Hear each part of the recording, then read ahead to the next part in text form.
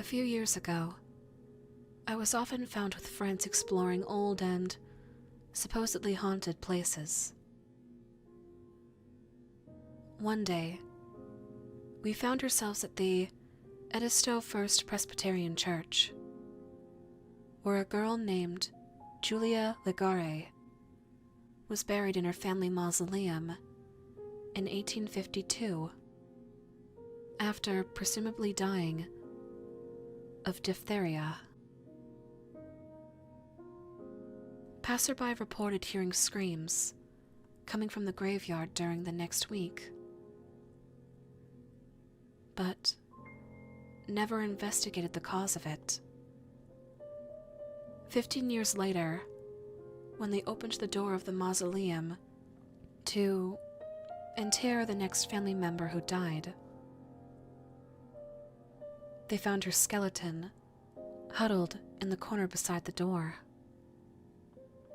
Streaks of dried blood remained as a monument to her fierce struggle to escape fate. Well, when we got there, my friends thought it would be a funny idea to shut the heavy stone door of the mausoleum behind me and leave me overnight. I was stranded, unable to move the stone tab without help. For what seemed like an eternity, I struggled in vain, just as Julia once had. Eventually,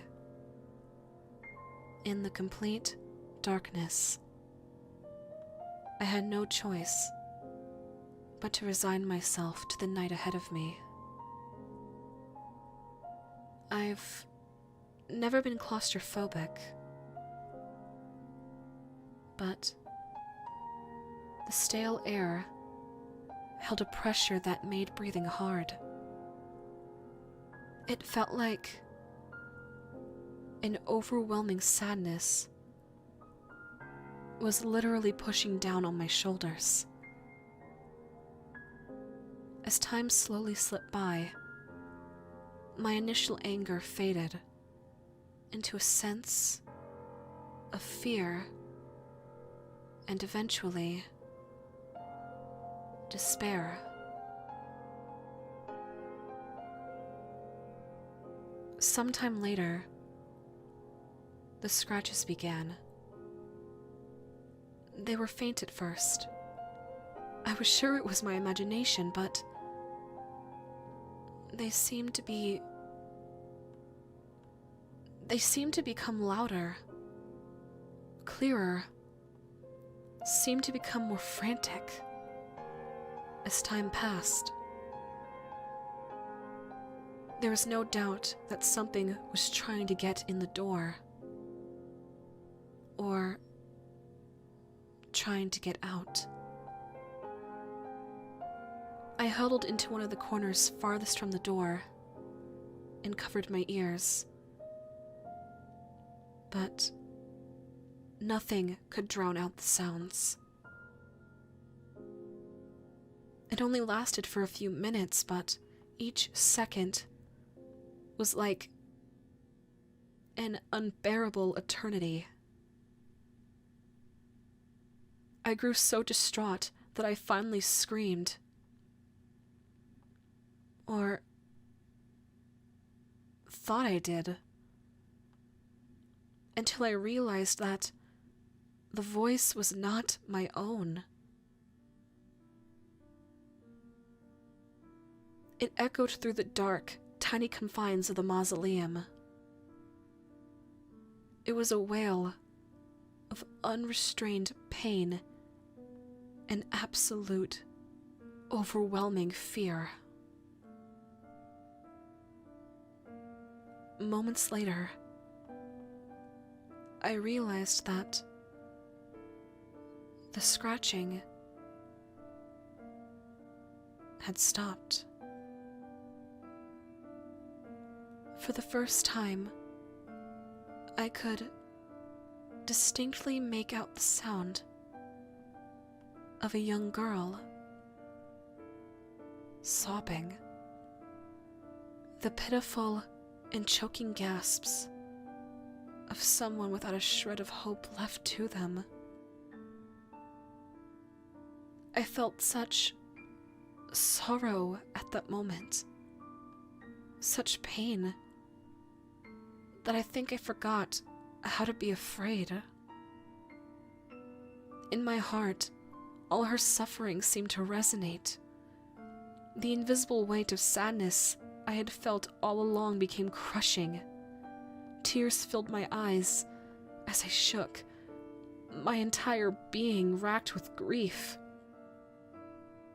Inexplicably, I even found myself apologizing out loud for what had happened to her between ragged breaths.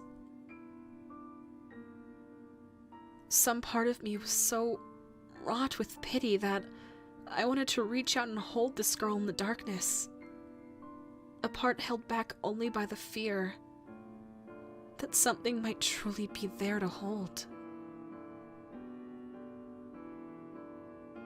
I can't say if she heard me or was even aware of my presence. The sobbing never stopped, and the scratching at the door soon started anew. At some point, I must have passed out from hyperventilation. When I awoke, it was to the sound of the stone slab as it fell away from the doorway and landed on the ground with a thud. Even the pale gray morning light was blinding after the absolute darkness. Thinking that my friends had finally come back, I rushed out into the foggy morning and sucked in a mouthful of fresh air. But I was shocked to find that there was nobody around. But I was more eager to finally be away from that place. I stumbled around the front of the church and went into a small, unlocked prayer house. I think previously it was a segregated mini-church for slaves. But regardless, I collapsed against the door and waited, distraught, until my friends finally arrived. I approached them as they clustered around the fallen door. Two of them were kneeling next to it with faces of shock. I was sure they must be wondering how I could move it by myself. I was wrong. In the growing light, it was clear. There were dried bloody streaks covering the interior of the door.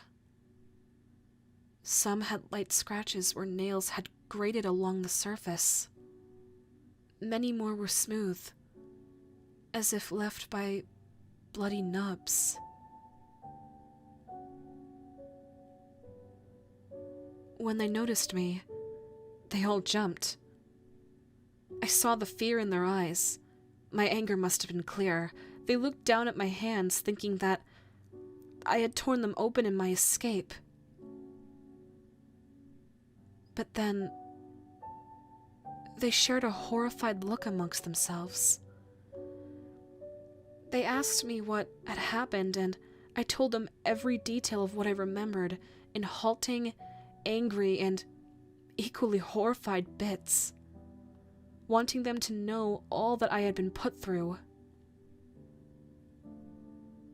Finally, after I grudgingly got into the car, and we started to head back,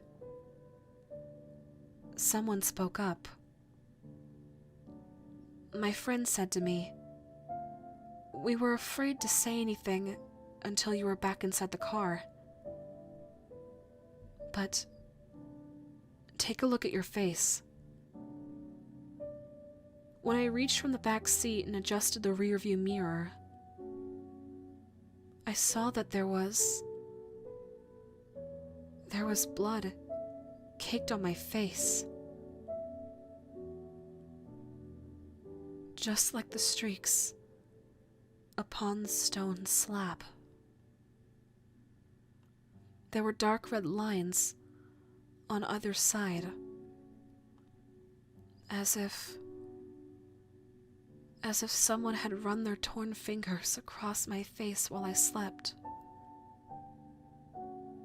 Feeling the warmth of another for the first time in over 100 years.